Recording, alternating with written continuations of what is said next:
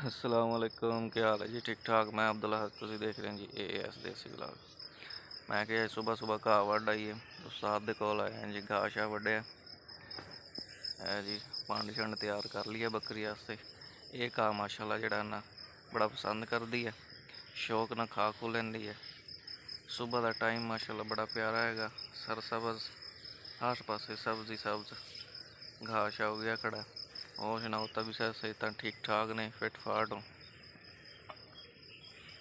हम चलते हैं जी असी घर, बकरी डाल दें जी घास, बेचारी रात की खड़ी है भूखी।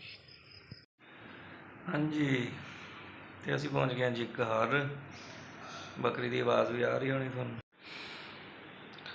हाँ जी, कॉल आए हैं जी, असी घर आ गए हैं और बकरी की आवाज़ भी आ रही है, थोड़ा देखना। बकरी डाल दें जी घास, चल दें जी छत पे।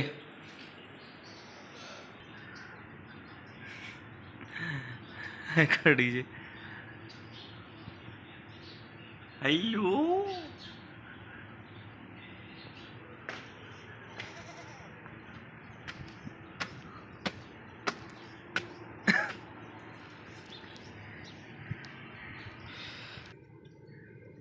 ये देख रहे हैं।